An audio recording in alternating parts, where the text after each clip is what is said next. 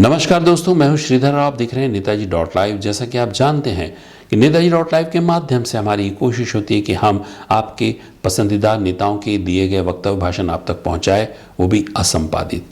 आइए इस विशेष कड़ी में जहां हम विश्लेषण करने जा रहे हैं, खासकर आपके राजनेताओं की सफलता। आपकी राजनेताओं की सफलता के पीछे बहुत सारे कारण होते हैं, लेकिन सबसे प्रमुख कारणों में से आप होते हैं। आपका उनके प्रति आदर, सम्मान, विश्वास जब मतदान में कन्वर्ट होता है, तब आपके नेता जीतते हैं और उनसे कुछ पार्षद बनते हैं, कुछ विधायक, कुछ सांसद और अन्य जगह पे पहुंचते हैं। लेकिन उनकी जीत के और भी कारण होते हैं, और जो गंभीरता से राजनीति करते हैं, गंभीरता से नेतागिरी करते हैं, गंभीरता से राजनीति को समझते हैं, उनमें से बहुत सारे नेता अपने चुनाव पूर्व चुनाव विश्लेषण, पॉलिटिकल एनालिसिस आदि बातों का भी ध्यान रखते हैं। आखिर राजनीतिक विश्लेषण यानी कि पॉलिटिकल एनालिसिस और पॉलिटिकल एनालिस्ट होते कौन हैं?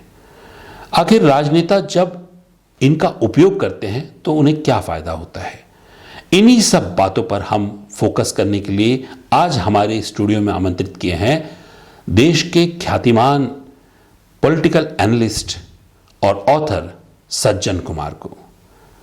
आइए हम उनसे सुनते हैं पॉलिटिकल एनालिसिस और पॉलिटिकल एनालिस्ट होना कितना फायदेमंद होता है उन लोगों के लिए जो चुनाव में भागीदारी लेते हैं, जो चुनाव जीतने की कोशिश करते हैं और उसमें सफलता के पीछे बहुत बड़ी भूमिका उनको जो रिपोर्ट मिलती है चुनाव के पूर्व कि उनकी धरातल में उनकी क्या यथास्थिति है, उनकी क्या कमियां हैं, उन्हें कौन सी कमियों को सुधारना है, उनके मतदाता किस दृष्टि से उन्हें देख रहे हैं, जिन लोगों के बीच उन्हें चुनाव में जाना है आखिर उनकी क्षमता क्या है, उनके विरोधियों की क्षमता क्या है, जो पब्लिक सोचती है वो आखिर है क्या। यह सब बातें बहुत ही गंभीरता से, गहराई से जब एक रिपोर्ट के रूप में उम्मीदवार या जो चुनाव लड़ते हैं उन तक के पहुंचती है, वो पार्टियां जो इस विधा का उपयोग करती है पहुंचती है, तो उन्हें काफ़ी सारे निर्णय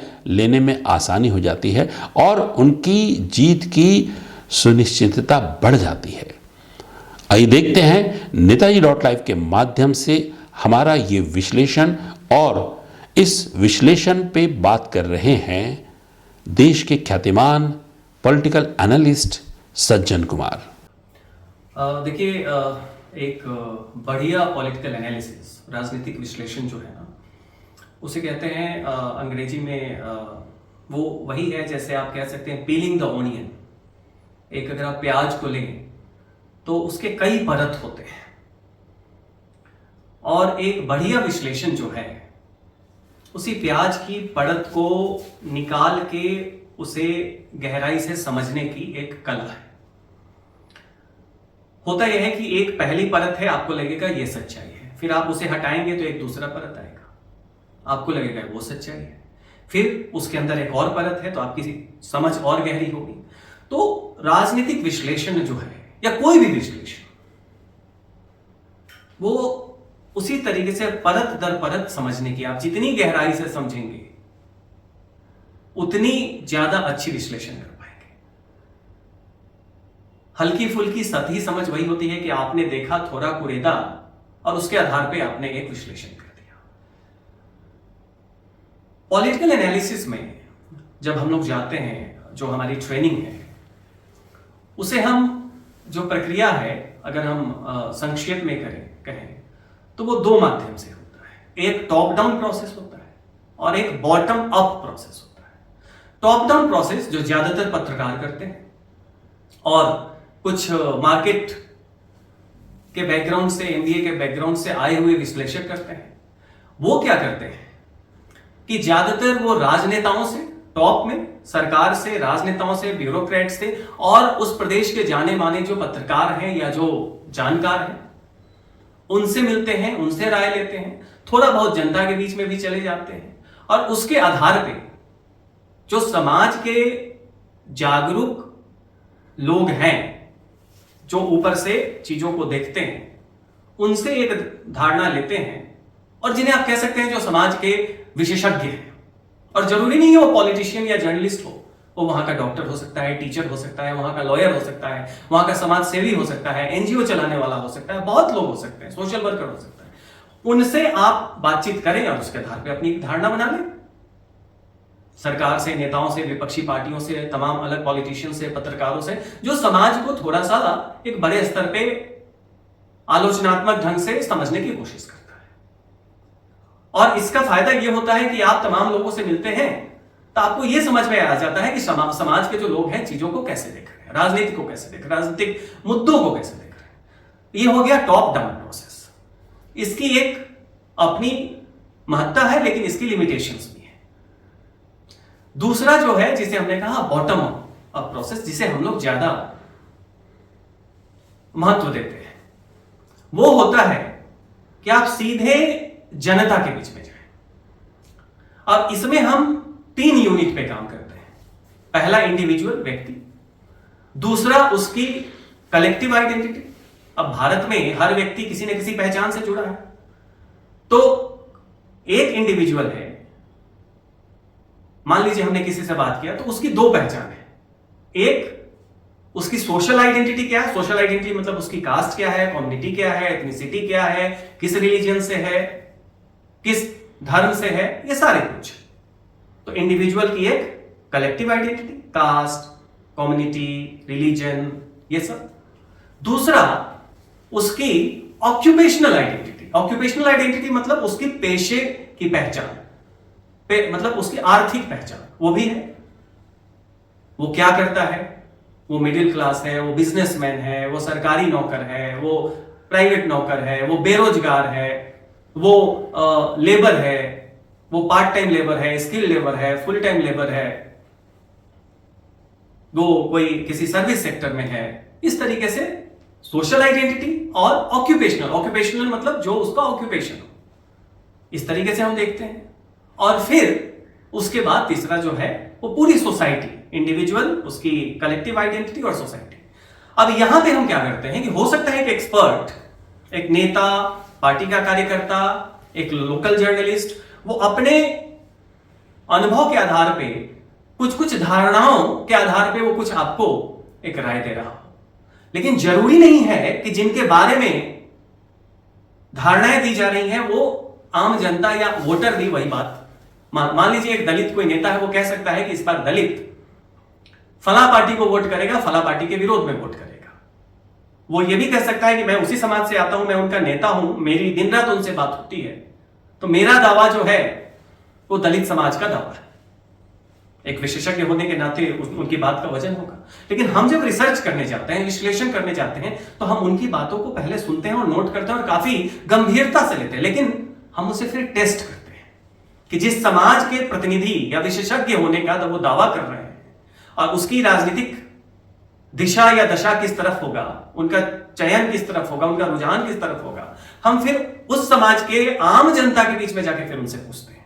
और फिर हम देखते हैं कि जो एक्सपर्ट्स हैं उनके दावे में और जो जनता है उनके दावे में समानता है या अलग अलग है। बहुत बार पाया जाता है कि एक्सपर्ट्स का जो ओपिनियन होता है, और एक्सपर्ट्स में वो एक्सपर्ट्स भी हो सकते हैं जो उस गांव या उस ब्लॉक के एलिट, उस लोकेलिटी के एलिट, वो जो दावा कर रहे हैं और उन्हीं के समाज के जो लोग आम जनता है उनके मुंह के सामने कुछ और बोलेंगे, लेकिन पीठ पीछे वो अपनी बात हो सकता है उनसे अलग रखें।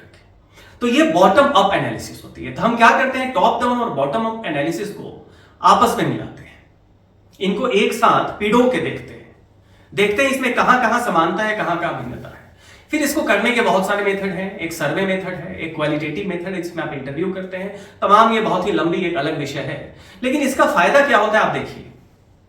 इसका फायदा होता है कि बहुत बार जो अलग अलग राजनीतिक पार्टियां हैं या उनके जो नेता हैं या जो प्रत्याशी के जो दावेदार हैं, बहुत बार वो ये मान के चलते हैं अपने अनुभव के आधार पे, एक नेता तो हमेशा सक्रिय रहता है, वो फील्ड में एक्टिव रहता है, तो वो मान के चलते हैं कि साहब हमें जनता का नब्ज पता है, हमें जमीन का नब्ज पता है, हमें क्षेत्र का नब्ज पता है, और उस आधार पे वो अपनी तैयारी करते हैं।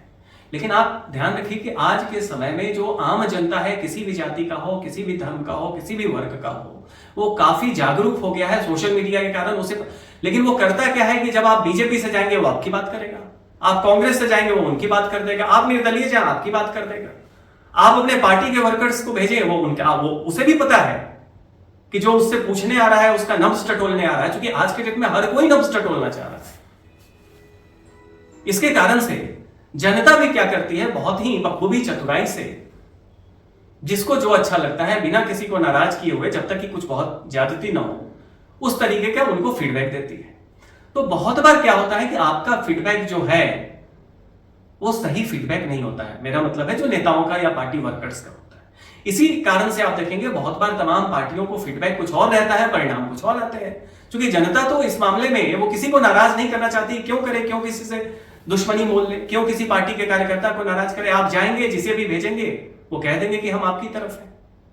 तो लेकिन जो एक बढ़िया राजनीतिक विश्लेषण होता है वो एक थर्मोमीटर की तरह वो नब्ज को, मतलब कि क्या टेम्परेचर है, क्या तापमान है, क्या रुझान है, क्या नब्ज है, ग्राउंड पे उसको टटोल लेता है, उसको पकड़ लेता है।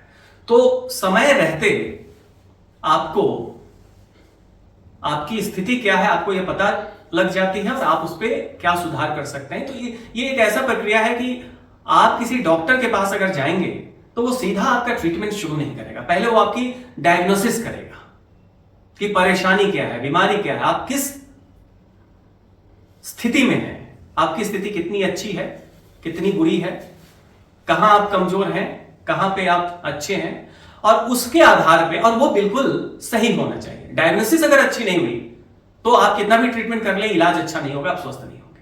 तो अच्छा चुनावी विश्लेषण जो होता है, राजनीतिक विश्लेषण होता है, वो आपको करेक्ट डायग्नोसिस देता है। आपको वो हो सकता है वो आपके पक्ष में ना हो, लेकिन उससे आपको अपनी वस्तु स्थिति पता लगती है और उसके आधार पे समय रहते आप अपनी तैयारी करते हैं। आपको पता है कि एग्जाम में कौन सा आपका मॉक टेस्ट अगर आप करेंगे, आपको पता है कि कौन सा एस्पेक्ट, कौन सा विषय आपका कमजोर है, आप उस पर ज्यादा ध्यान देंगे।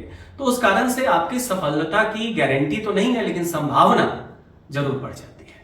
और इस कारण से एक अच्छा चुनावी विश्लेषण जो है वो एक कला है, कोई साइंस नहीं है कि एक मेथड को आपने पढ़ लिया, वो एक कला है। वो आप उसी जितना आप इसको करेंगे उतना ज्यादा आप इसमें दक्ष होंगे, कुशल होंगे, और इसका फायदा जनता को और बाकी लोगों को तो मिलता ही है, लेकिन विशेष रूप से पार्टियों को और पॉलिटिशियंस को और जो प्रत्याशी जो दावेदार होते हैं उनको इसका ज्यादा फायदा मिलता है कि समय रहते उन्हें एक बहुत ही ऑब्जेक्टिव रियलिटी का समय रहते जानकारी मिल जाता है, और वो इसके आधार पे चाहे तो कहां काम करना, अपनी एनर्जी कहां पे लगानी है, कहां पे वेस्ट नहीं करनी है। बहुत बार अगर गलत डायग्नोसिस हो, गलत फीडबैक हो, तो आप मेहनत तो करते हैं लेकिन पता लगे कि गलत जगह मेहनत कर रहे हैं। इसके कारण आपकी सफलता की संभावनाएं बढ़ जाती हैं काफी ज्यादा। आपने देखा किस तरह से पॉलिटिकल एनालिसिस और पॉलिटिकल एनालिस्ट के बारे में कह रहे थे सज्जन कुमार। उनके दिए गए टिप्स और उनकी कही कही बातें यकीनन उन सभी जनप्रतिनिधियों को, नेताओं को जरूर फायदा पहुंचाएगी जो आपके पसंदीदार हैं। जैसा कि हम हमेशा ही उनके वक्तव्य और भाषण आप तक पहुंचाते हैं, लेकिन उनकी सफलता की गारंटी कहने वाली बात यानी कि पॉलिटिकल एनालिसिस और पॉलिटिकल एनालिस्ट की भूमिका पर क्या फोकस कर रहे थे आपने देखा। सज्जन कुमार जो खुद अपने आप में एक ऐसी शख्सियत है जो राजनीतिक पटल पे आज एक बहुत बड़ा नाम है, एक विश्वास है, खासकर उन लोगों के लिए, उन पार्टियों के लिए जो चुनाव पूर्व चुनाव विश्लेषण, पॉलिटिकल एनालिसिस करवाती है और जिसके आधार पर वो चुनाव में उतरती है। नेताजी.live में बने रहने के लिए हमारे इस चैनल को लाइक करें, शेयर करें, सब्सक्राइब करें। नमस्कार।